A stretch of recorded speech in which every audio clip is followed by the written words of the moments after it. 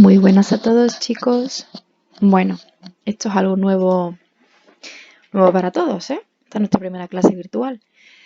Bueno, a ver, ¿cómo funciona la plataforma? Muy sencillo, vosotros metéis con vuestro usuario y tenéis vuestras asignaturas asignadas. Os debe salir, cuando vayáis a ver el vídeo, os debe salir el tema del franquismo que está subido en vuestro usuario. De todas maneras, voy a enviar el tema por Telegram también en el grupo para que lo tengáis también por ahí, ¿vale? A quien no le llegue el correo, por lo que sea. ¿Por qué el tema de hacer vídeos? Porque como está fallando la página, prefiero que tengáis la clase tal cual ya grabada, ¿vale? La clase se graba en el día, os la subo durante el día y así todos los días tenéis vuestra clase, porque necesito que os mantengáis estudiando pues lo que toca, ¿vale? Para que no os perdáis y ni perdáis el rumbo, ¿vale? Así que bueno, esta semana empezábamos el tema del franquismo, el tema de la dictadura de Franco y bueno, ahí os he dejado en esta diapositiva escrito cómo se pregunta el tema en selectividad, ¿vale? Responda al tema, la creación del Estado franquista, fundamentos ideológicos y apoyos sociales, ¿vale? Desde 1939 a 1935. Esto es para que no os pille de sopetón. O sea, hay veces que, por ejemplo, en clase me habéis dicho, pero no te preguntan la dictadura de Franco. Sí, la dictadura, pero con todo lo que conlleva, ¿no? O sea, cómo se crea, cuáles son las ideologías, ¿no? Y quiénes son sus apoyos, ¿no? O sea, tal cual, así se menciona al tema. Bueno, este es el índice que yo os planteo para que dividáis el tema, porque si nos fijamos en el tema del franquismo que yo os he enviado, realmente no tenéis como tal, ¿no? unos capítulos definidos, ¿no? Sí es cierto que a partir en la página 3 ya tenéis los años 40 con el número 1, ¿no? Así con el 2, el 3, los años 50, el del 59, etcétera, pero no tenéis una división como tal. Así que yo os la propongo aquí. Creo que esta es la división más acertada, ¿vale? Ya sabéis que a mí, o sea, para que un tema empiece con buen pie, tiene que tener una introducción o un antecedente, llamarlo como queráis, que nos deje ver bien cómo hemos llegado al tema que vamos a tratar, ¿vale? En este caso, evidentemente, la dictadura de Franco como antecedente tiene la guerra civil. Entonces, nuestra introducción tiene que ir enfocada a la guerra civil, ¿vale? En el primer capítulo lo vamos a dedicar al régimen franquista. Antes de empezar con las instituciones como tal, vamos a explicar un poco quién era Franco, ¿no? Hay que hacer unas anotaciones de él y de cómo llega al poder, ¿no? Después nos centraremos en sus instituciones, ¿no? Y familias del régimen, que las vamos a ver una a una y las vamos a explicar. Y vamos a ver también cuáles son aquellos principios ideológicos del régimen, ¿no? Que van a acompañar al régimen, que ya os digo de antemano que no van a ser nada nuevo. Bueno, las leyes fundamentales, que las tenéis, a ver que me centre, las tenéis en la página 2, ¿vale? Las leyes fundamentales, en mi opinión, merecen un capítulo aparte, o sea, como separado. Porque primero tienen que aparecer en todo tema del franquismo, tienen que aparecer cuáles son las leyes fundamentales. Y aparte porque las tenéis ahí bastante bien explicadas y resumidas. Igualmente ya os digo que en las diapositivas aparecen bastante más resumidas y datos que a lo mejor no aparecen en el tema, así que lo podéis añadir, ¿vale? Entonces tienen que aparecer y en este caso yo las voy a tratar en un capítulo aparte. Luego vamos a hablar de las etapas, ¿no? Las etapas evolutivas del régimen. Yo os la voy a dividir en dos, en un primer y segundo franquismo. El primer franquismo del 39 al 59, en el que hablaremos de la década de los años 40 y los años 50. ¿Vale? Lo que vosotros tenéis en el tema como años 40 y años 50 es la primera parte del franquismo, ¿no? El primer franquismo. Y el segundo franquismo va a ser del 59 al 75, ¿vale? Que es el resto, ¿no? Los puntos 3 y 4 que tenéis en la página 4 y 5, ¿vale? Son las del segundo franquismo. Después hablaremos de la oposición, cuáles eran los opositores al régimen de Franco, qué papel tenían. Y acabaremos con una conclusión que también sabéis que para mí la conclusión puede servir no de ejemplo, ¿no? Sino que sirva para introducir el siguiente tema. Lo que hacemos con el antecedente, ¿no? De empezar hablando de lo que había anterior, con la conclusión podemos hablar de, en general, la conclusión que ha supuesto el franquismo y hacia dónde nos ha llevado, ¿no? En este caso sería la transición, ¿no? A la democracia. ¿Vale? Yo creo que es un índice muy completo y que además os ayuda bien, por si se os olvida algo del tema, os ayuda bastante bien, yo creo, a situaros. ¿Vale? Así que, bueno, a ver, como antecedente está claro que tenemos que hablar de que cuando Casado da el golpe en el gobierno republicano durante el Frente Popular,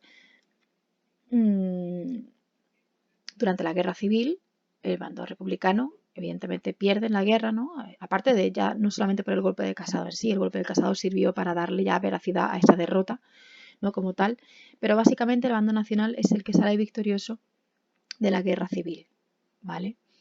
Acordaos que durante la última parte de la República hay una diferenciación de ideas y hay partes de los republicanos, como en el caso de Negrín, que perdón, que lo que pretendiera era mantener la guerra civil, ¿no? Mantenerse luchando contra el bando nacional, y otros, como en este caso Casado, que consideraban que había que acabar la guerra, había que ponerle fin y había que llegar a algún pacto o acuerdo, ¿no? con Franco. También tenemos que recordar que Franco la rendición que pedía era una rendición incondicional. Él no iba a pactar con nadie, menos con republicanos, vaya. No iba a pactar con nadie, con lo cual de ahí que Negrini estuviera un poco, ¿no?, en desacuerdo, ¿no? Él decía, si es que igualmente aunque paremos la guerra, él no quiere acuerdo, con lo cual lo que va a haber después de finalizar esta guerra, ¿no?, de rendirnos, va a ser peor que la propia guerra. Esto creo que lo comentamos ya en clase. Pero bueno, en definitiva es Franco y sus aliados, ¿no?, quienes vencen en la guerra civil, y el 1 de abril del 39 acaba la guerra. Así, ahí os he añadido la frase que, ¿no?, el mensaje que él dio a los españoles cuando terminó la guerra. En el día de hoy, cautivo y desarmado el ejército rojo, han alcanzado las tropas nacionales sus últimos objetivos militares. La guerra ha terminado. Burgos, 9 de abril del 39, año justo de la finalización de la guerra. Ahí lo tenéis, el generalísimo Francisco Franco Bahamonde. ¿Vale? Como antecedentes yo creo que está bien y que tampoco tenemos que añadir mucho más, ¿no? Lo que nos interesa es el resto del tema, ¿no? Bueno, para poder hablar del régimen franquista, creo que es necesario que entremos un poco en la figura de Franco, ¿no?, y en quién era y su papel. Franco pertenecía a la Marina, que después ingresó en Toledo, en la Academia Militar de allí, y que en principio no es que tuviera unas dotes excelentes de militar, ¿no? O sea, no era un mindundi. Yo siempre le digo que es un mindundi, pero me refiero a que había mejores militares que él. Pero sí es cierto que cuando ocurre todo lo de África, todo lo del norte de África, ¿no?, y se van sucediendo victorias y tal, pues es verdad que él va cogiendo un prestigio, ¿no?, que desde sus inicios no lo tenía. También hay que hablar un poco de su paso durante la Segunda República. Él tuvo varias opciones de meterse en el gobierno, ¿no?, antes de todo el tema del régimen. Durante la Segunda República se negó a trabajar con Sanjurjo cuando este intentó dar el golpe de Estado. ¿Os acordáis que el golpe de Estado o el intento de golpe de Estado que fracasó, ¿no?, de Sanjurjo durante el gobierno de izquierdas de la República? Pues él se negó a intervenir con él, eso por un lado. Además, cuando durante la Segunda República se instaura la coalición de derechas, ¿os acordáis del bienio cedista o el bienio de derechas? Como lo tengáis cada uno en vuestro tema. Él rechaza la candidatura a uno de los escaños del gobierno de la CEDA. ¿Os acordáis de la coalición de CEDA con Gil Robles y Partido Radical de Lerroux? Pues él no quiso estar, no quiso el escaño de la CEDA, por ejemplo, esto en el 33, ¿vale? Además, durante el gobierno del Frente Popular no quiso pertenecer a la Unión Militar Española, se negó. y además fue el último en meterse en la conspiración del general Mola como director.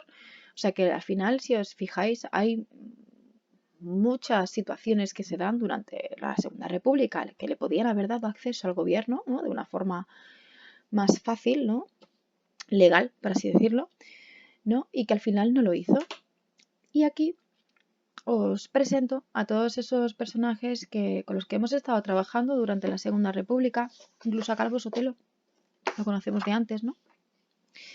Del directorio civil de Primo de Rivera. Todos estos personajes han podido ser considerados jefe de Estado antes que Franco. Lo que pasa es que por ciertas circunstancias no se dieron y así llegó Franco al poder. Por un lado, a Calvo Sotelo, que fue asesinado en el 36, ¿os acordáis? Después tenéis ahí a Sanjurjo, que falleció en el accidente de avión cuando se dirigía a la península. Bueno, él sale de Portugal al encuentro con los generales cuando se dio la sublevación, ¿os acordáis? Ahí tenéis a Gil Robles, el presidente de la CEDA, que él exilió. Primo de Rivera, en este caso Juan Antonio, ¿vale? No os liéis, Juan Antonio Primo de Rivera, que él fue fusilado meses después del comienzo de la Guerra Civil. Y por último tenéis al general Mola, él murió el año siguiente de la guerra, en el 37, en otro accidente de avión. Si os fijáis, todas estas personas fueron desapareciendo, ¿no? De la lista de candidatos hasta quedar Franco, ¿no? Así que Franco finalmente es considerado jefe de Estado. Ya de hecho, incluso antes de terminar oficialmente la guerra civil, ya os acordáis que ciertas potencias europeas ya la consideraban a él como el jefe del Estado y además el mandado a llamar el generalísimo, ¿no? De todos los ejércitos como jefe de todo el poder militar. Bien, para entender un poco mejor el régimen de Franco, ¿os acordáis que yo cuando os decía, cuando estábamos con Primo de Rivera en clase y yo os decía, a ver, Primo de Rivera tiene cierta tendencia fascista, claro que sí, pero no se puede entender como régimen fascista como tal. Tiene circunstancias y tiene características pues, similares, ¿no? O sea, no similares, sino que son fascistas, como el hecho de que solo haya un partido único, en el caso de Primo era la Unión Patriótica, ¿no? El tema de los sindicatos verticales, ¿no? El tema de que el control de las empresas, ¿no? Todo eso son pequeñas características que sí que lo hacen ser fascista, pero no era régimen fascista como tal, ¿no? El de Franco tampoco. El de Franco no era totalitario. Sí es cierto que como se forma en un momento en el que en Europa están a flor de piel todas las ideas fascistas, nazis, etcétera, ¿no? Pues es cierto que tendencia fascista, claro que sí, y de hecho él tenía bastante apego al régimen de Mussolini, ¿no? Al fascismo de Mussolini. Sin embargo, una ideología como la alemana, como la italiana de ese momento, o sea, lo que son los regímenes totalitarios, están supeditados por completo a un partido único, ¿vale? Por el tema, ¿no? O sea, un partido único, hay ciertos símbolos, ¿no? En el caso de, por ejemplo, en los nazis es la esvástica, ¿no? Yo ahí os he puesto, por ejemplo, el símbolo del partido de la Falange. Hay otros símbolos, ¿no? O sea, el tema de la bandera de España con el águila imperial, por ejemplo, ¿no? El tema del saludo, ¿no? Con el brazo en alto, el típico saludo imperial, ¿no? ¿Os acordáis en época de Roma, ¿no? De imperial de Roma? El tema de que el himno, por ejemplo, del partido sea el himno de la nación, ¿no? O sea, que no sea diferente, sino que sea el mismo, pues imaginaos, ¿no? Todo esto son características que nos llevan a pensar que el régimen de Franco era totalitario. ¿Por qué no se puede entender como tal? Pues bien, porque el régimen de Franco iba adaptándose según la situación europea. En ese sentido, Franco lo hizo muy bien, porque en el momento que la guerra la estaban ganando las potencias del eje, o sea, Alemania, Italia, etc., él, como tal, sí intentaba implantar pues, un Estado totalitario, ¿no? Con un nacionalismo exacerbado, planteamiento de autarquía económica, que ya lo veremos ahora después, ¿no? Prácticamente obligada, ¿no? A modo de fascismo italiano, sí. Pero en el momento que estas potencias pierden la guerra, él va maquillando su régimen y lo va adaptando a la nueva situación para que le permita que las potencias desde fuera comiencen a mirarlo con otros ojos, no con ojos de facha, no con ojos de un régimen fascista, sino como un régimen en plena apertura económica, ¿no? De ahí que a los historiadores les guste dividir el franquismo en dos, ¿no? Hasta 1959, ¿no? En el que se dan todas esas características que antes os he mencionado, y a partir de ahí, como la época del cambio, ¿no? El desarrollismo económico, hay un fin al aislamiento, ¿no? Se intenta institucionalizar el régimen, ¿no? Como si fuera un Estado de Derecho, ¿no? Por lo menos desde fuera, ¿no? De cara a la galería, ¿no? Que se intenta que se vea como tal, ¿no? ¿Qué más? Sí, el tema de la Falange, que ahora veremos que es una de las instituciones básicas del régimen. Sí, la Falange española fue el partido más importante de la primera etapa de Franco. Y ya os digo que el programa político que tenía la Falange sí era un programa totalitario. O sea, es decir, si Franco hubiera cogido la Falange tal cual y la hubiera metido directamente en el gobierno y la Falange se hubiera encargado de llevar a cabo todas las políticas, nuestro régimen hubiera sido totalitario. Pero Franco cogía lo que le interesaba de la Falange y lo que no lo hacía motu propio. Quiere decir que nuestro régimen no era exactamente igual que lo que pedía la Falange. Y de hecho la Falange va perdiendo apoyo, ¿vale? Ya veremos que habrá un decreto de unificación en el que la Falange pierda mucho poder, ¿vale? Y quede metido dentro del movimiento nacional. De todas maneras, esto lo veremos después, ¿vale? Bueno, vamos a comenzar con las instituciones y las familias del régimen, que son súper importantes para que entendamos bien después los futuros movimientos de Franco, ¿no? Durante las etapas evolutivas del régimen. Evidentemente, dentro de sus instituciones, una de las más importantes va a ser el ejército. Sin ejército no hubiera sido posible nada de lo que ocurrió en España, ¿no? El ejército era un claro defensor de Franco, de su régimen, de su ideología. Había una compenetración brutal entre todos y cada uno, y una disciplina tremenda. Se dedicaban sobre todo, primero a defender a España, o sea, es decir, a defender a España de cualquier inclusión de ideas, ¿no? de revolución, ¿no? de ideas que desencadenaran una revuelta, una revolución. Ejercían una dura represión. Ya veremos luego todo lo que sufren, sobre todo la represión hacia la educación, hacia las universidades, ¿no? hacia la cultura. Ya lo veréis que va a ser brutal. Y además, para pertenecer al ejército, ¿no? Y pertenecer, por ejemplo, al Consejo, ¿no? de Guerra, que es el que se encargaba de tratar de apoyar moralmente a Franco y de aconsejarle, ¿no? Como consejo, ¿no? Valga redundancia. Había que tener los mismos ideales, no había que compartir con él, con Franco, los mismos ideales, que yo creo que están claros, o sea, ser anticomunista, recordar que el comunismo era el enemigo del pueblo de este momento, ¿vale? Así que había un anticomunismo brutal en el país, un rechazo al separatismo, es decir, Franco lo consiguió, ¿no? El centralismo, la unión y todo lo que supusiera separar, lo erradicaba, y la dureza del orden público. ¿Qué quiere decir? Represión violenta si hace falta para parar todo aquello que pueda suponer el desorden, ¿no? La revuelta, la revolución, ¿vale?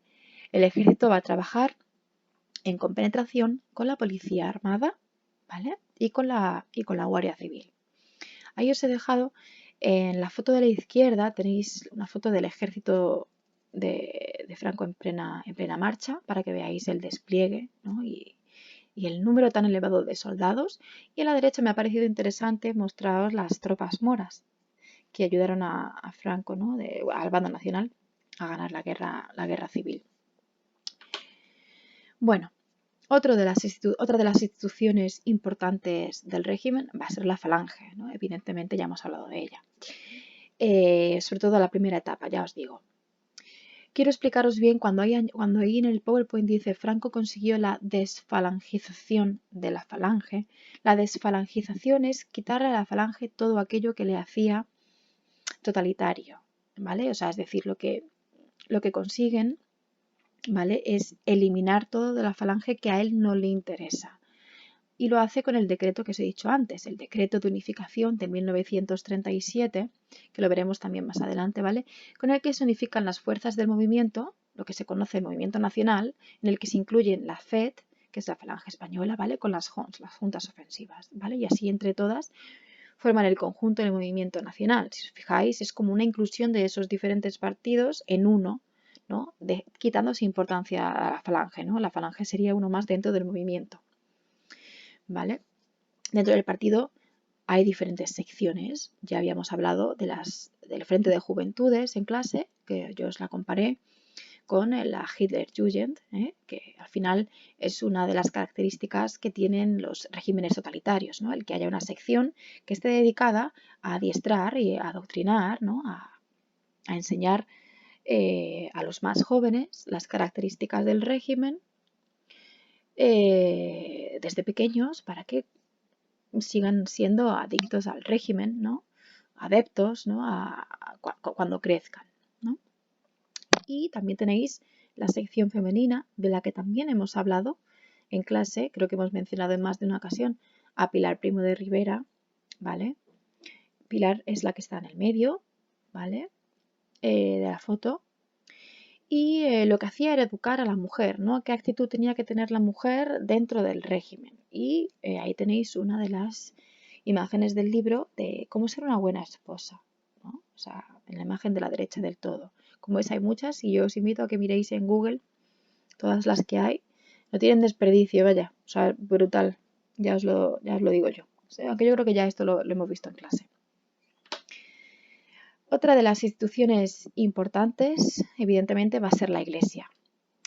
La Iglesia lleva siendo enemiga bueno, y viceversa, ¿no? De la República durante muchísimo tiempo, pero no solo de la República. Si nos remontamos a temas anteriores, hemos visto que los liberales, ¿no? Con el tema de los progresistas, el Partido Progresista, ¿no? Todo ello ha llevado consigo una separación de la Iglesia. Y además los liberales y progresistas han machacado mucho a la Iglesia con el paso del tiempo, ¿no? O sea,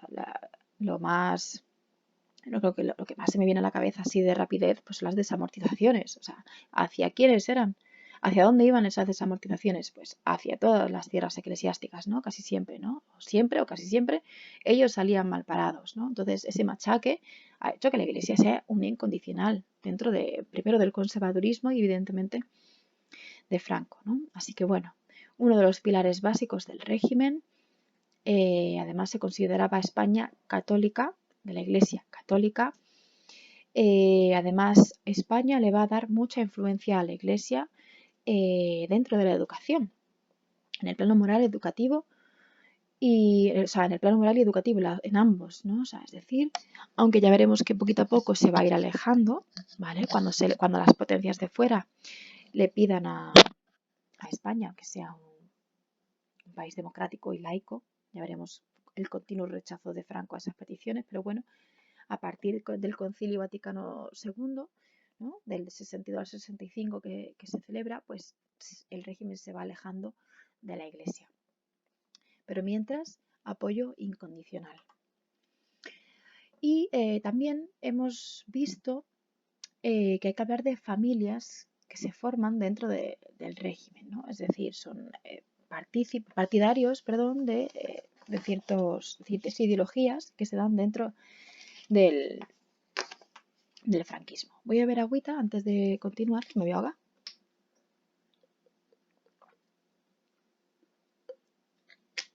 Bueno. La primera de las familias son los monárquicos, ¿no? Evidentemente opuestos a la república, claro está. Si son monárquicos no pueden ser republicanos. Y dentro vamos a encontrar una de las facciones que va a ser los carlistas, que siguen pululando por aquí, evidentemente, como buenos monárquicos. Recordad que los carlistas eran monárquicos, solo que monárquicos de otra línea sucesoria, ¿no?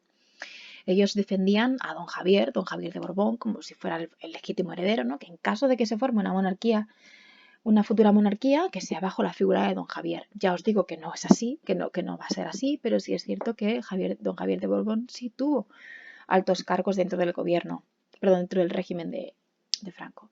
Estos carlistas representaban evidentemente el tradicionalismo y el conservadurismo. Luego iremos al tradicionalismo, ¿vale?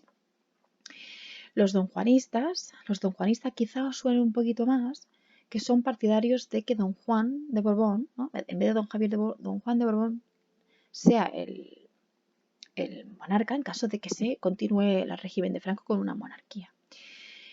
Don Juan de Borbón era el hijo de Alfonso XIII, nos acordamos, ¿no? El mismo Alfonso XIII que permitió la dictadura de Primo de Rivera, que después se quitó del medio a Primo de Rivera y puso a Berenguer, ¿no? Y después, en fin, justo lo que había antes de la Segunda República. Los donjuanistas empezaron primero apoyando al régimen, pero pensando que en algún momento Franco instauraría una monarquía constitucional. Cuando vieron que no, dejaron de apoyarlo. Y para esto va a tener especial importancia el manifiesto de Lausana, que ahora lo vamos a ver en la siguiente diapositiva un poquito mejor explicado. Pero el manifiesto de Lausana básicamente es un manifiesto en el cual se denota la mala relación que hay entre don Juan y Franco por un desacuerdo de formas de proceder, básicamente, ¿vale? Aquí lo tenéis, manifiesto de Lausana de 1945. Es un manifiesto que don Juan hace para dejar clara su postura ante el régimen de Franco. O sea, él no era partidario de ninguna de las medidas que estaba tomando Franco, ni de su régimen, ni de su forma de actuar, ni de que estuviera tan cerca de las potencias del eje. Con esto, don Juan le pedía que se volviera a instaurar la monarquía constitucional que había antes de la Segunda República. ¿Vale? En este caso, bajo la figura del monarca que le tocara, por herencia, ¿no? Gobernar del trono de Alfonso XIII. ¿A quién le tocaba? Pues a don Juan, ¿no? Perdón. Esta petición fue rechazada por Franco, pero ya os digo que luego remontaremos otra vez al manifiesto, porque en el momento que la Segunda Guerra Mundial la pierde el eje, va a haber cambios que sí van a hacer que Franco decida que su régimen lo continúe una monarquía, en la figura de uno de los Borbones. Ya veremos después quién es, ¿vale? Otra de las familias que hay que destacar es a los tecnócratas. Estos en concreto aparecen durante el segundo franquismo, aparecen en la época del desarrollismo y sobre todo son pertenecientes al Opus Dei. Luego lo entenderemos bastante mejor cuando veamos en la segunda etapa del franquismo el papel de los tecnócratas. En concreto nosotros vamos a destacar al más importante, que fue López Rodó, que es el que lo tenéis en la imagen de arriba, ¿vale? Que es uno de los mayores representantes del desarrollismo económico de la etapa de la apertura económica, ¿vale? Y después tenemos a los franquistas puros, o sea, es decir, son franquistas adeptos totalmente a Franco, a la persona de Franco, a lo que representa, a sus ideales, ¿no? Hay una conexión total con la figura de Franco.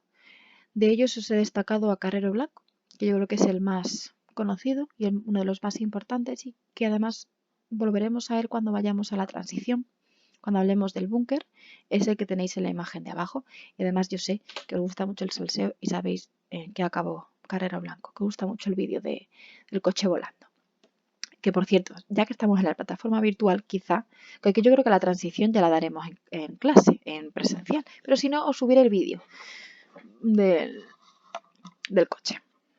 Bueno, vámonos a los principios ideológicos. Evidentemente todo régimen, además de estas características, tiene unos principios ideológicos y además ya os digo que son muy fuertes. O sea, es decir, no puede haber ciertos cambios, como por ejemplo cuando veamos el nacionalcatolicismo, ¿no? Que sí es cierto que al final del régimen de Franco sí es cierto que hay esa separación, ¿no? Pero ya os digo que son como ideologías inamovibles, ¿vale? Venga, vamos a empezar el primero, el nacionalcatolicismo. La Iglesia era la que controlaba toda la censura, tenía mano a la educación, ya lo hemos hablado antes. Además, Franco tenía una supeditación brutal. Franco se consideraba a sí mismo además como buen católico y se atribuía la defensa del catolicismo dentro de España. De ahí que la Iglesia considere a Franco, ¿no? como el salvador de la patria, ¿no? Y el defensor del catolicismo. Por eso hay mucha conexión entre ellos. Vamos a la ideología nacional patriotismo, ¿no? O patriotista. O sea, es una ideología totalmente supeditada a lo militar, ¿no? Al papel de los militares dentro del régimen de Franco. Evidentemente, esos militares, como ya os he dicho antes, tenían una instrucción y trabajaban con una disciplina, y todo lo que decía Franco iba a misa y no había discusión. Entonces, esa unión entre ellos, tanto para bien como para mal, al final hacía que fuera uno de los ideales principales. Además, la defensa de la unidad nacional y el orden público, acordaos que es siempre a base de la represión, ¿vale? Perdonad, chicos, que ya tuve algo con el tema de las clases virtuales, me voy a quedar sin voz. Lo mismo voy a tener que hacer clase con los símbolos de sordo.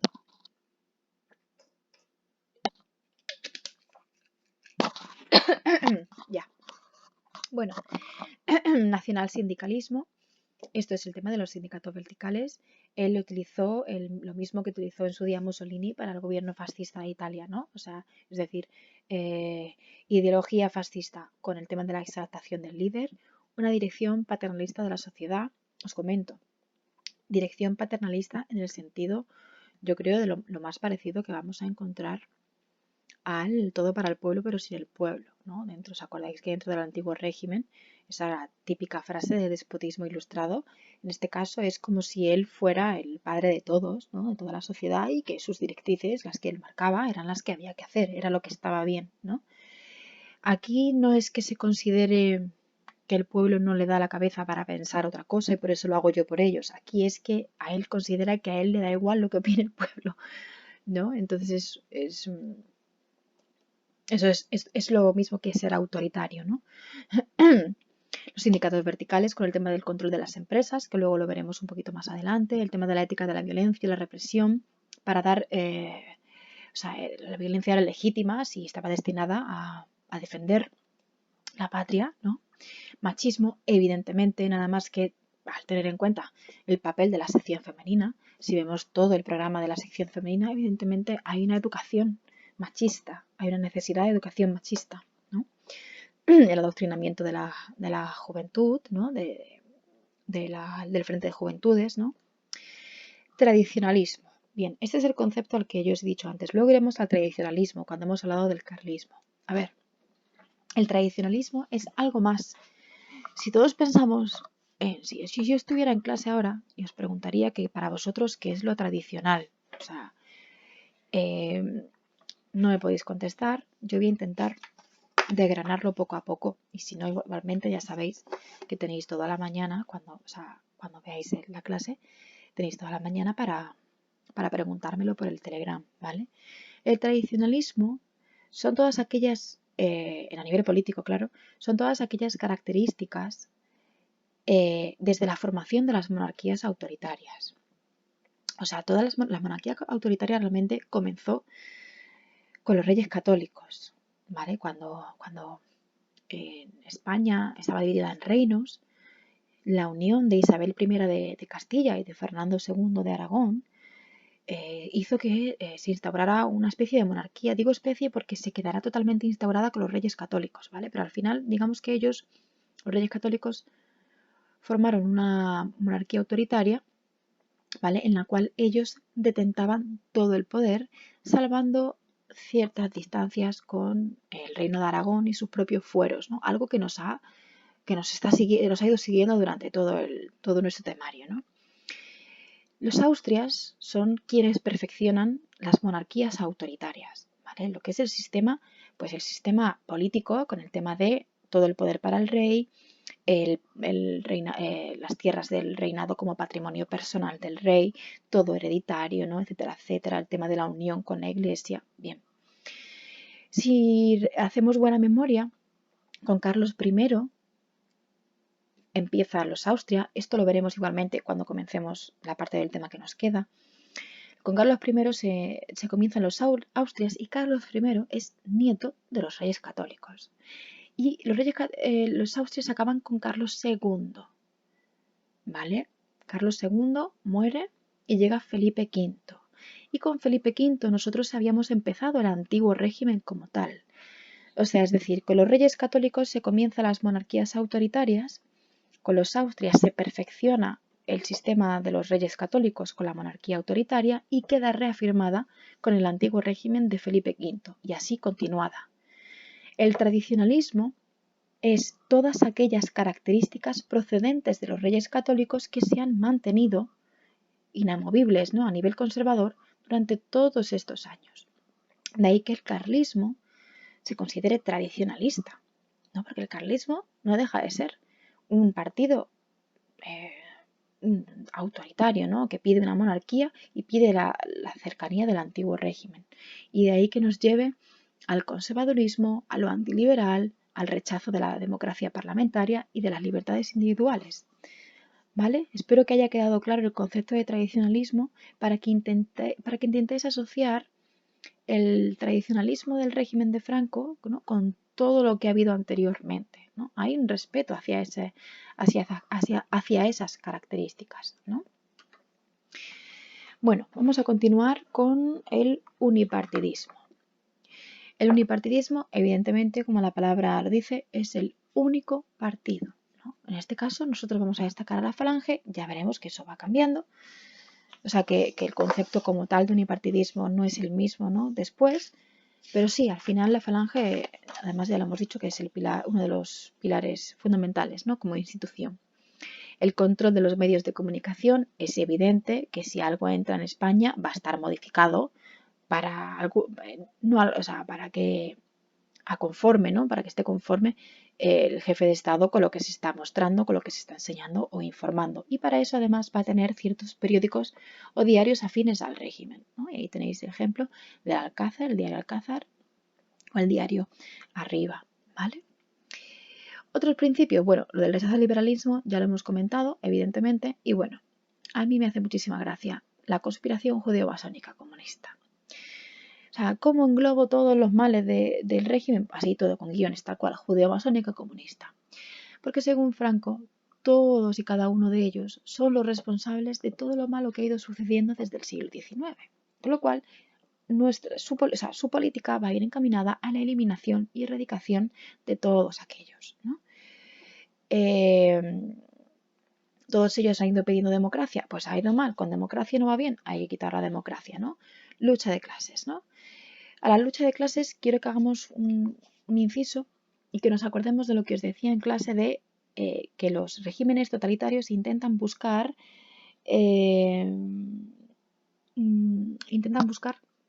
¿cómo decirlo?,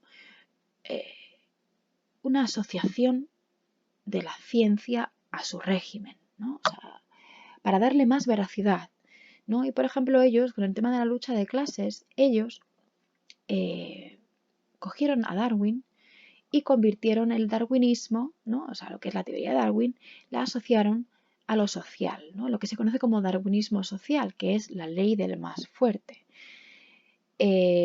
Todos aquellos que sean capaces de adaptarse a las nuevas circunstancias van a sobrevivir y los que no se van a extinguir. Por ejemplo, este es el motivo que daba Hitler con el tema de la superioridad de la raza aria, ¿no? Y por eso era la que se mantenía viva y la que siempre sobrevivía, etcétera, etcétera, ¿no? Porque no se mezclaba, ¿no?, con otras, etcétera, etcétera, ¿vale? Todo eso viene un poquito por ahí.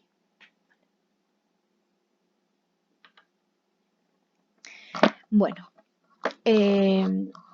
vamos a empezar el capítulo 2, que es el capítulo de las leyes fundamentales, las leyes que se van aprobando, ¿no?, con el régimen de Franco, y las tenéis ahí puestas de forma cronológica, ¿no?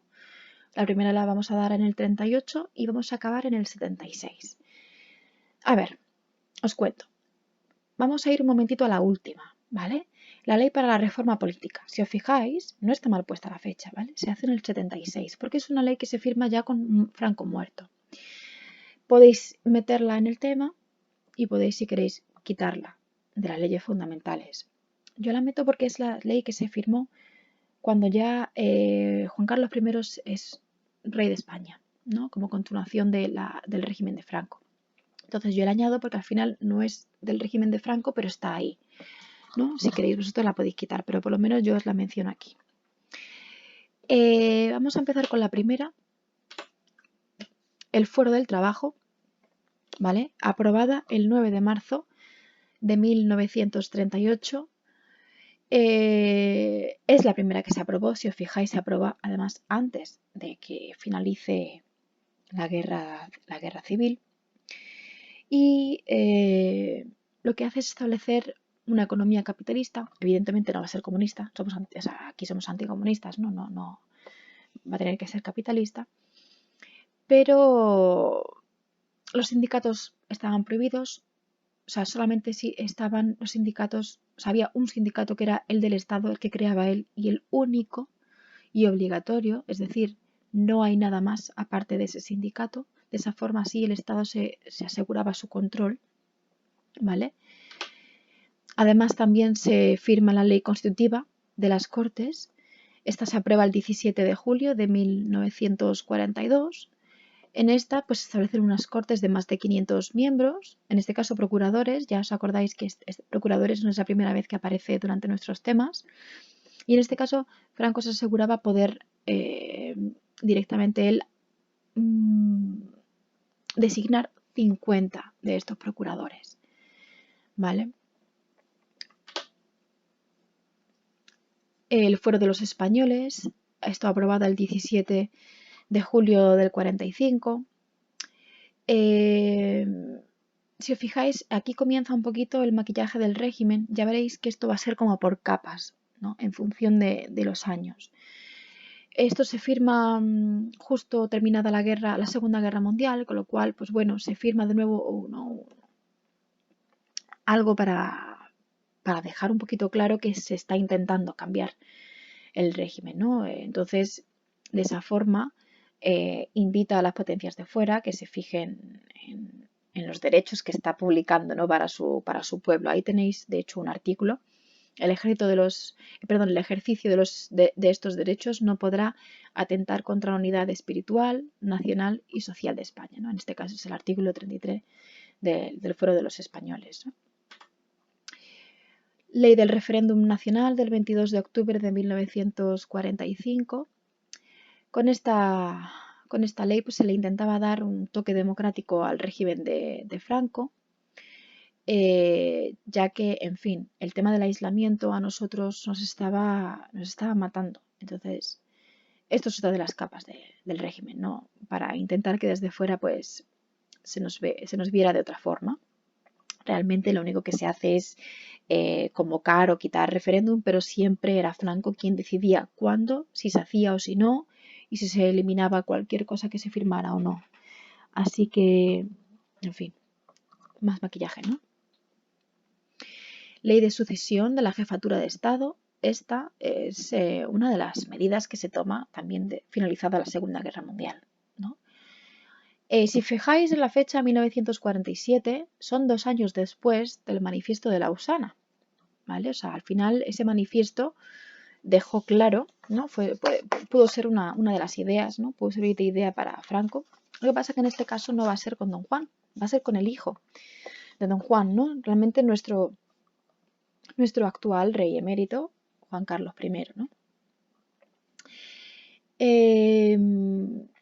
Quiero que os fijéis en el primer punto de la ley de sucesión. Dice, partiendo de la base de que el franquismo era un régimen excepcional, preveía una monarquía para suceder a Franco. ¿A qué se refiere con régimen excepcional?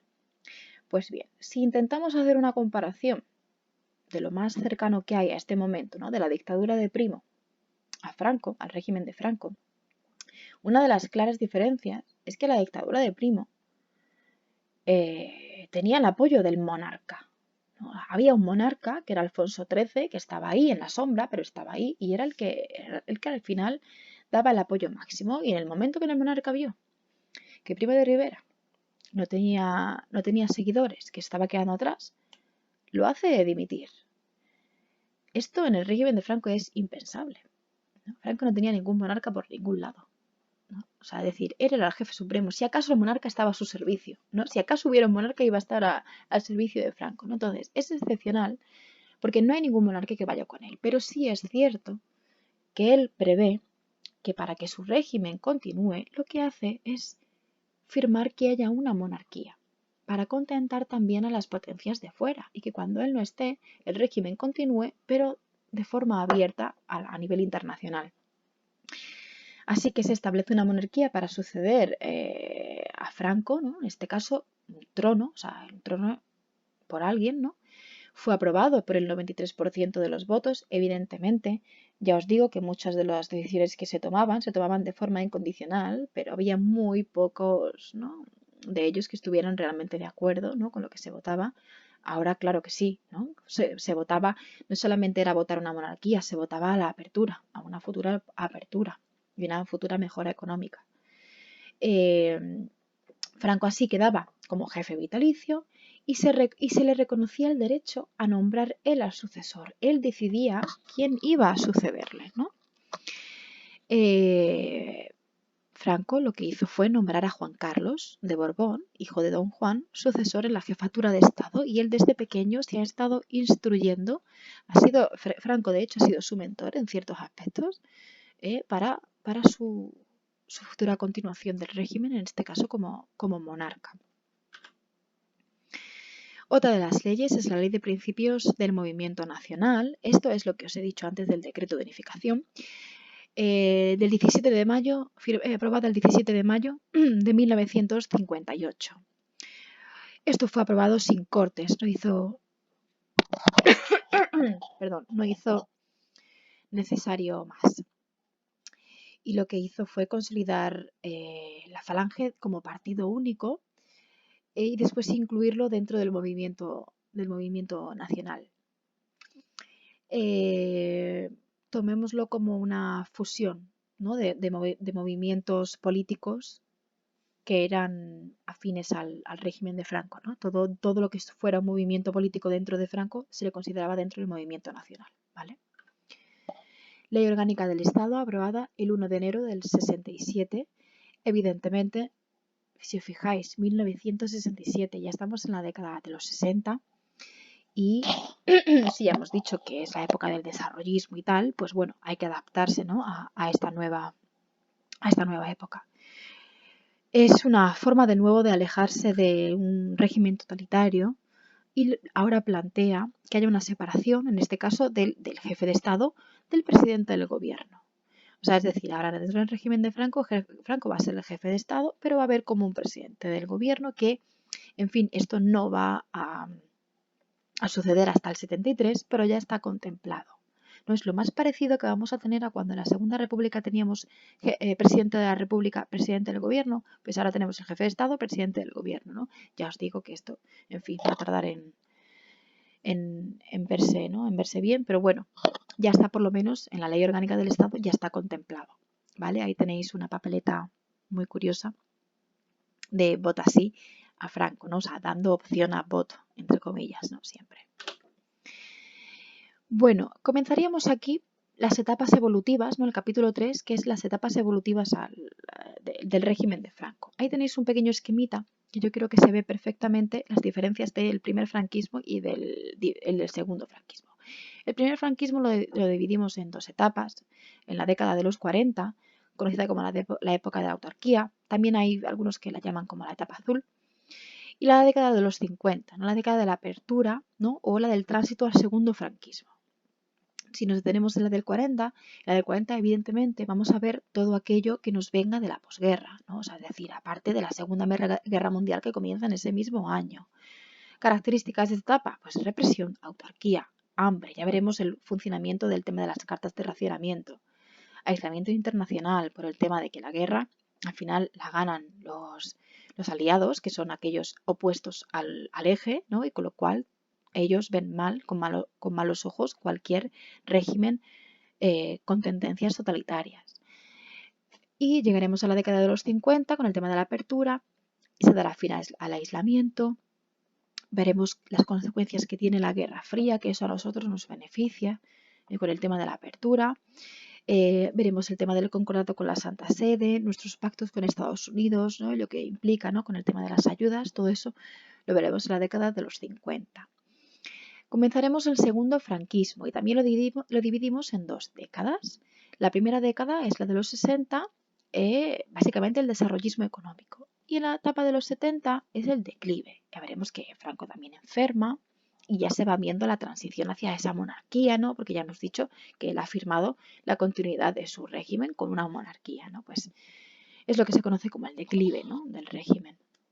Pues bien, vamos a empezar con la posguerra de los años 40, ¿no? Estamos en los años 40 del primer franquismo y ahí tenéis unos datos que la verdad que creo que son fuertes. Cuando uno habla de las consecuencias de la guerra civil, ¿no? De todo aquello que tenga que ver con ella y con lo de después, yo creo que se nos parte un poco el alma. Ahí tenéis hasta 60.000 ejecutados, 400.000 personas exiliadas, y encima con suerte, que se pudieron ir, 200.000 presos políticos sufriendo una dura represión. Y a todo esto, esta gente eran padres, eran hijos, maridos, con todo lo que conlleva, no solamente a nivel de integridad física, sino a integridad mental, ¿no? Aparte, bueno, hambre, sobre todo aquellas zonas, ¿no? Más alejadas, ¿no? De las zonas de reparto de alimentos, la escasez por el tema de la autarquía, os podéis imaginar, ¿no? El tema de las cartillas de racionamiento y el ambiente del miedo, que ya veremos por el tema de los chivatazos, ¿no? De, oye, que en esa casa viven 4 republicanos, ¿no? O de... Nos hemos enterado de que ese es socialista, ¿no? O sea, hay un miedo y hay hay gente que vive escondida, ¿no? Y gente que intenta ser alguien que no es por el tema para evitar ser perseguido, ¿no? Todo eso. Antes comenté que la represión sobre todo fue muy dura hacia el mundo de la educación, el mundo de la cultura, ¿no? Aquí hay un ejemplo que la verdad es que es brutal, ¿no? O sea, ahí tenéis el ejemplo, el señor del centro que es de gafitas que está con la corbata, ¿vale? Fue fusilado solamente porque era un profesor republicano. Esa fue la razón. Así que imaginaos si eso lo hicieron con una persona desarmada, ¿no? Imaginaos con cualquier persona que trataba de defenderse, ¿no? O sea, profesores de universidad, de institutos, maestros, cualquier persona que tuviera la capacidad de inculcar algo y fuera contraria al régimen, imaginaos lo que podía suponer, ¿no?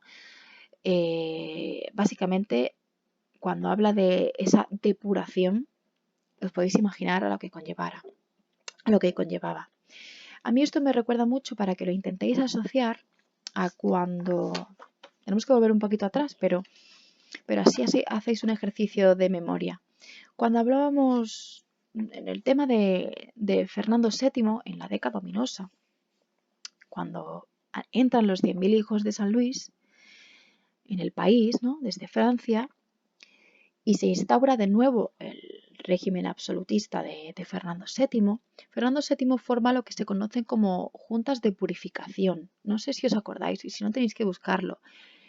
En esas juntas de purificación, o sea, los encargados lo que hacían era cambiar a los profesionales, como había habido un gobierno progresista, ¿no? Liberal, lo que hacían era cambiar de trabajadores, ¿no? Es decir, tú eres un trabajador liberal, pues tú estás despedido y yo coloco a un trabajador de ideas absolutistas, ¿no? Esto, digamos que es lo que se hizo, pero de una forma bastante más a lo bestia, ¿no? O sea, con el tema de la depuración, para que entendáis un poquito a qué me refiero. Al final la represión acabó con muchísimos muertos, ¿no? Aquí tenéis son 4 ejemplos de tantos, ¿no? Que acabaron muertos o en el exilio, ¿no?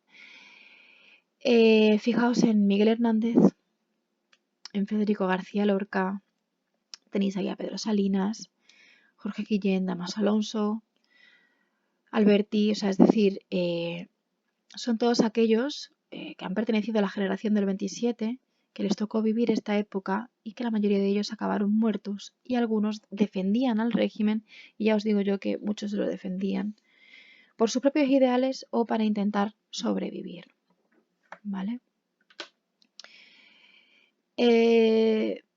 Todo el tema de la primera parte de los años 40 en España hay que tratarlos siempre desde el punto de vista del papel de España dentro de la Segunda Guerra Mundial. En septiembre del 39 es cuando Alemania ataca Polonia, que se considera como el inicio, ¿no? O sea, el detonante del inicio de la Segunda Guerra Mundial. ¿Os acordáis que cuando empezó la primera, siempre hay un detonante, ¿no? O sea, en la primera, el detonante es el asesinato del archiduque de Austria, ¿no? Pues en esta es el ataque de Alemania a Polonia, ¿no? Eso es lo que hace que Francia y Reino Unido actúen dentro de, ¿no? Digan, ostras, vamos a despertarnos, que está Hitler aquí dando por saco, ¿no? Pues el ataque a Polonia es lo que hace que ellos se despierten. Hasta que esto no sucede, Alemania ha seguido expandiéndose y las potencias Reino Unido, Francia, etcétera, se han mantenido al margen de todo lo que estaba sucediendo. Cuando estalla la Segunda Guerra Mundial, España se declara neutral. Eso para empezar. Primero, básicamente, porque veníamos de una guerra civil brutal en la que habíamos sufrido muchísimo desgaste, habíamos tenido muchísimas pérdidas humanas, a nivel económico estábamos devastados, había mucha hambre, o sea, es que no podíamos entrar en guerra, evidentemente. Y segundo, que cuando fuimos a entrar, ya veremos ahora, las condiciones que nosotros pedíamos, en este caso que pedía Franco, eran inadmisibles para Hitler, ¿no? Con lo cual nos mandó a freír puñetas y finalmente no entramos. Pese a eso, sí es cierto que nosotros continuamente nos hemos sentido afines a Alemania e Italia. Y eso siempre lo hemos dejado claro. Éramos neutrales, pero os apoyamos. Moralmente, pero os apoyamos, ¿vale? Para que veáis el por qué después a nosotros, las potencias que vencen, nos miran mal. Franco tuvo dos entrevistas. Una fue con Hitler, la famosa de Gendaya, que esa sí la tenéis en el tema.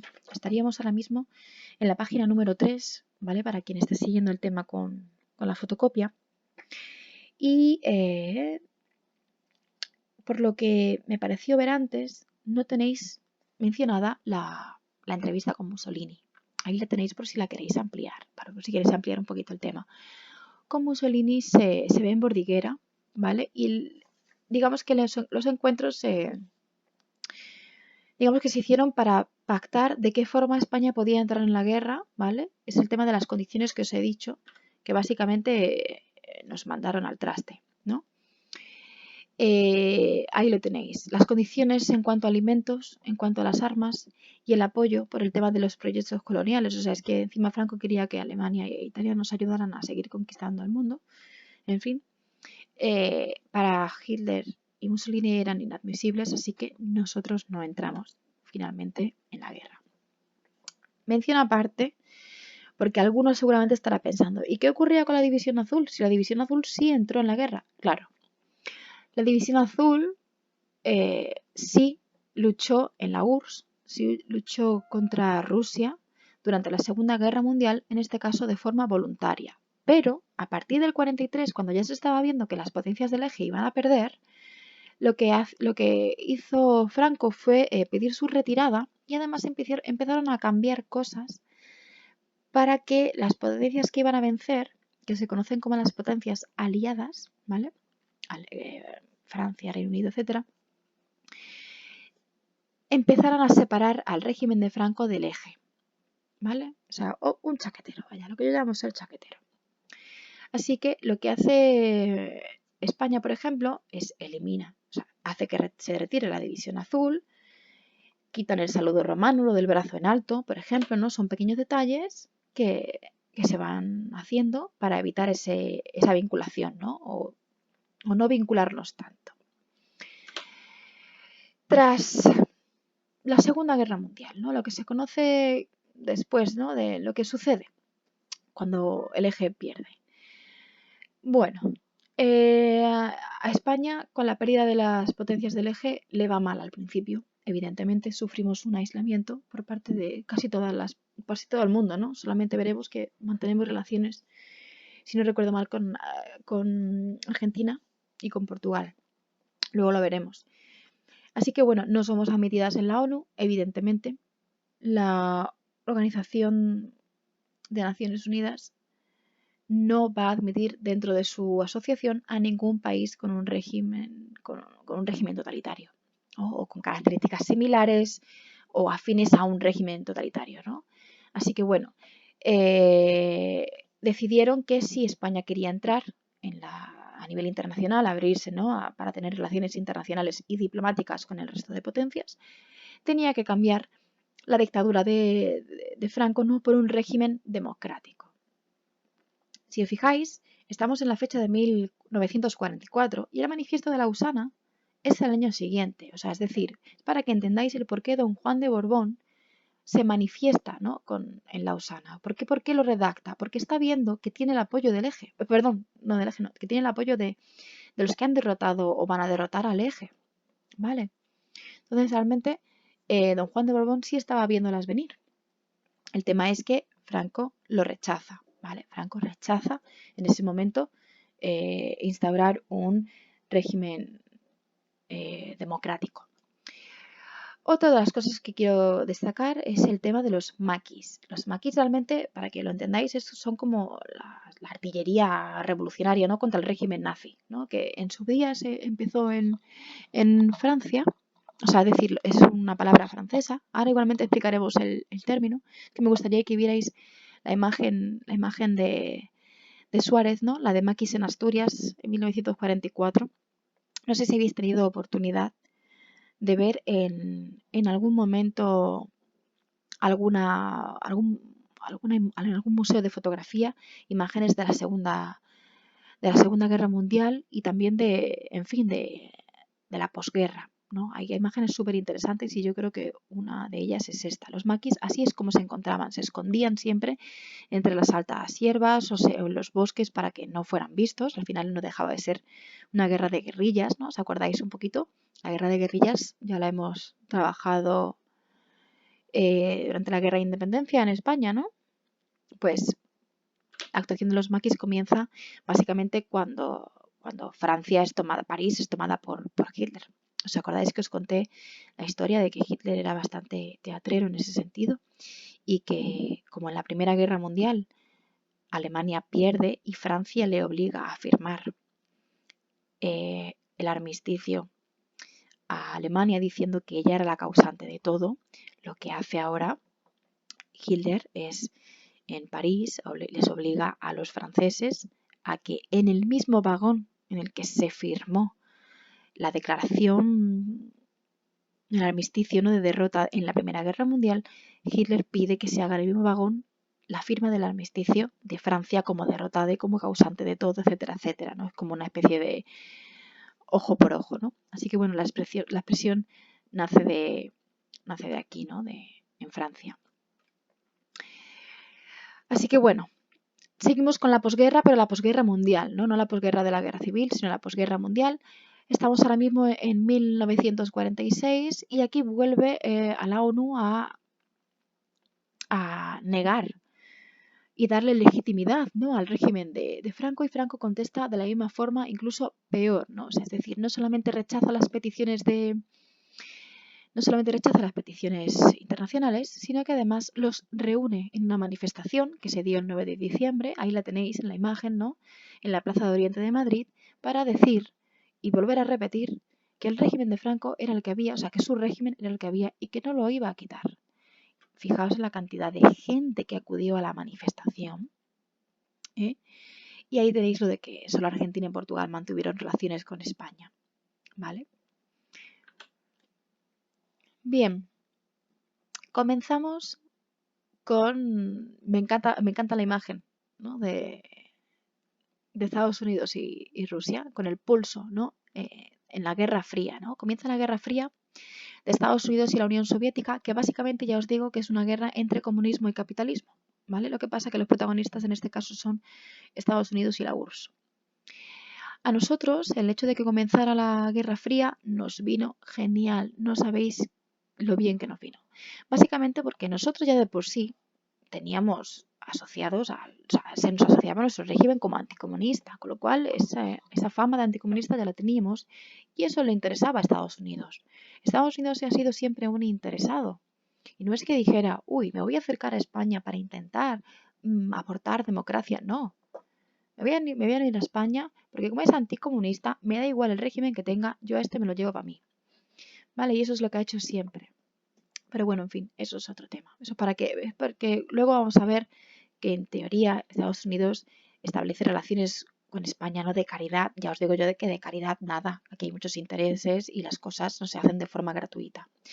Pero bueno, pese a que a nosotros se nos considera anticomunistas y tal, ¿no? Y se nos mira mejor, desde, por lo menos de parte de Estados Unidos, no conseguimos entrar en la OTAN, que es la Organización del Tratado del Atlántico Norte, y tampoco nos beneficiamos de todas las ayudas económicas que el Plan Marshall estadounidense estaba planteando, ¿vale? Pero bueno, ya era un paso. Vamos a seguir a nivel económico lo que nos encontramos en España en los años 40. Ya empezamos diciendo que los años 40 eran la década de la autarquía, ¿no? La autarquía es el autoabastecimiento, ¿no? O sea, es decir, abastecer al pueblo con lo que se produce y se fabrica en el propio país, ¿vale? Y esto se va a hacer de dos maneras. Por un lado, se van a reglamentar las exportaciones y las importaciones, o sea, se va a controlar lo que se exporta y lo que se importa, o sea, es decir, porque la autarquía no es 100%, hay un mínimo porcentaje de productos que son de primera necesidad y como aquí en España no hay, sí los tenemos que importar, pero por eso va a estar regulado. Y lo segundo que se va a hacer es ampliar y mejorar la industria, ¿no? O sea, el fomento de la industria va a ser necesario para que el régimen, para que la autarquía del régimen funcione, ¿no? Si no, es imposible. Para eso tenéis la creación del INI, que es el Instituto Nacional de Industria. Además, se va a intervenir, o sea, el Estado va a empezar a intervenir en la política industrial. Además, la industria va a necesitar permisos del Ministerio para instalar cualquier tipo de industria, ¿no? Es una forma de controlar todo el sistema industrial. Tenéis ahí el nacimiento de diferentes empresas, como por ejemplo la de Iberia o la de Endesa, ¿no? Tenéis la nacionalización de la Renfe, ¿no? Que actualmente sigue la Renfe, es la Renfe que tenemos hoy día, ¿no? La Red Nacional de los Ferrocarriles Españoles, ¿no? Todo esto con el fin de unificar las compañías ferroviarias en una, ¿no? Además, debido a la sequía que hay en estos años, ¿no? Con el tema de sequía, hablo literal, ¿no? De que agua, pues lo que hace que el Ministerio de Obras Públicas empieza a construir también embalses, que aunque bueno, sean de poca productividad en un principio, por lo menos facilitan el acceso al agua, ¿no? También se empezaron a construir puentes, ¿no? Con el que poder transportarlos, etcétera, etcétera. Digamos que se puso en marcha una política autárquica que lo que pretendía era lograr una autosuficiencia económica, ¿no? A nivel de dinero, con intervencionismo estatal para hacer un control global de la industria, y lo que iba dando era licencias para abrir o para cerrar, ¿no? Diferentes autorizaciones de producción, etcétera, etcétera, y en definitiva un control absoluto, ¿no? de la situación industrial. Y aquí tenéis un esquema que yo creo que sintetiza muy bien lo que es la autarquía y en lo que acaba. Por un lado, el Estado lo que hace es que le compra a los productores sus productos y el Estado mismo se dedica a venderlo a los consumidores, ¿no? Con un precio fijo, ¿no? Eso se mantiene. ¿Qué es lo que pasa? Que los productores no le venden todos sus productos al Estado, se guardan una parte que la mandan a lo que nosotros conocimos como mercado negro, para que ellos obtengan más beneficio de lo que les paga el Estado dentro de ese mercado, lo que se conoce como el extraperlo. Y del extraperlo, ahí lo tenéis, ocurren varias situaciones. Por un lado, lo que pasa es que se desabastece el mercado regular, que digamos que es la primera parte. Cuando el Estado compra a los productores, el Estado tiene pocos productos que comprar, ¿no? Entonces hay un desabastecimiento del mercado regular y lo que supone hambre, ¿no? Porque la gente que ya no puede, o sea, ya aunque tengas dinero para comprarlo, no puedes comprarlo porque no hay. ¿Qué sucede con esto? Que suben los precios. ¿Por qué? Porque al haber menos productos, su precio aumenta, ¿no? Así se imponen las cartillas de racionamiento, porque como no hay para todos, hay que racionar. Esto es llevado a cabo por políticos corruptos, ¿no?, que se dedican a ello, y esto es que además es como si hubieran hecho un máster en corrupción para que todo esto al final desemboque en que haya familias de ricos que se hagan ricos básicamente con el extraverlo. De ahí que tengáis después el origen de muchas fortunas, ¿no?, a base de esto. Vamos a continuar con los años 50. Los años 50 sería la segunda, es la segunda década del apartado, y comenzamos con los acuerdos con Estados Unidos. Finalmente, el inicio, ¿no?, de sernos afines dentro de la Guerra Fría da sus frutos, y en el 53 firmamos con Estados Unidos nuestro acuerdo con ellos, con el tema de que nos ayuden dándonos alimentos, que además tengamos reconocimiento internacional, y nosotros a cambio les dejamos que instalen bases militares. Alguna vez que otras he mencionado la de Torrejón por el tema de la cercanía de mi familia, ¿no?, de Madrid, pero tenéis otra en Rota, en Morón, en Zaragoza, etcétera, etcétera. Ahí tenéis a Eisenhower, no sé si lo conocéis, es uno de los presidentes de Estados Unidos. En fin, también, por ejemplo, algo que creo que no tenéis en el tema, que creo que es interesante, es que las Naciones Unidas cesan el bloqueo contra nuestro régimen, contra el régimen franquista, y España entra, por ejemplo, en la UNESCO, ¿vale? España entra en la UNESCO en 1952, ¿vale? Es que justo antes de esto.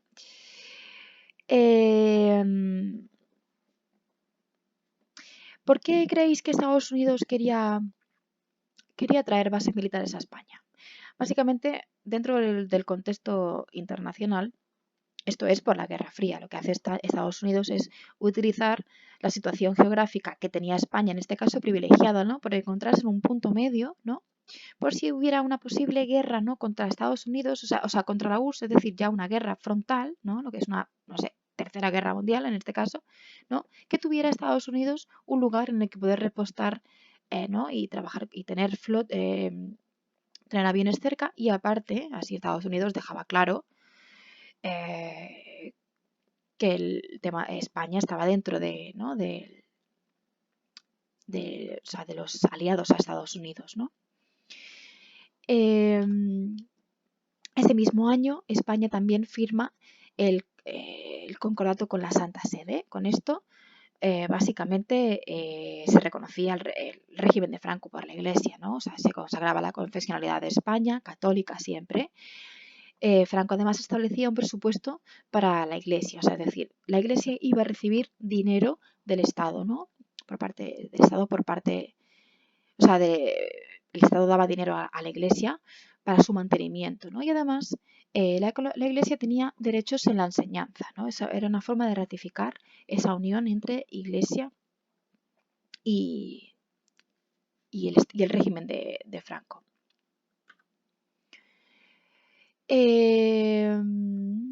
Bueno, esto es una frase curiosa que creo que es interesante, ¿no?, que en el tema de que en la Iglesia se pedía que cuando se hicieran las oraciones, ¿no?, al final de cada oración se añadiera et fórmulas, o sea, el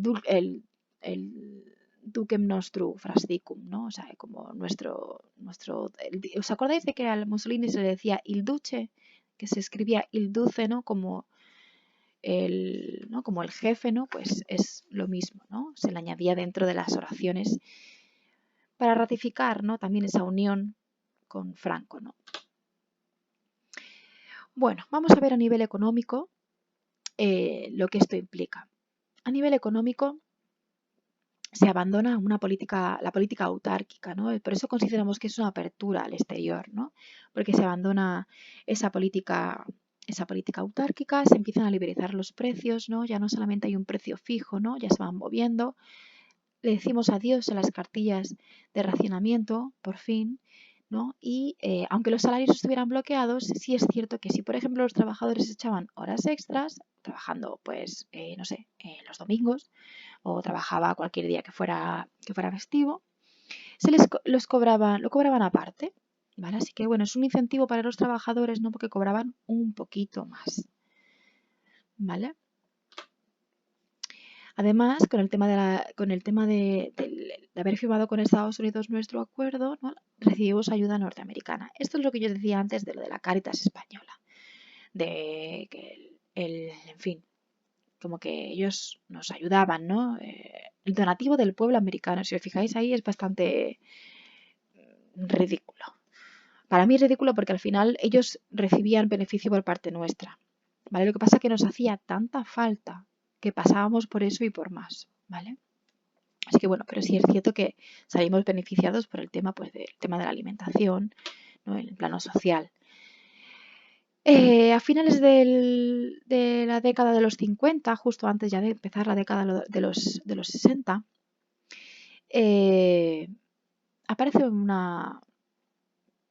aparece la familia de los tecnócratas que antes hemos estado hablando de ellos, ¿no? Con el tema de que los ministerios económicos expertos aparecen porque Franco ve la necesidad de que haya personas que estén al mando de la situación económica, pero que sean expertos, ¿no? Que sepan del tema, de la materia. Entonces lo que hace es contratarlos. Eso sí, para poder contratarlos, aunque sean expertos, deben ser pertenecientes al Opus Dei.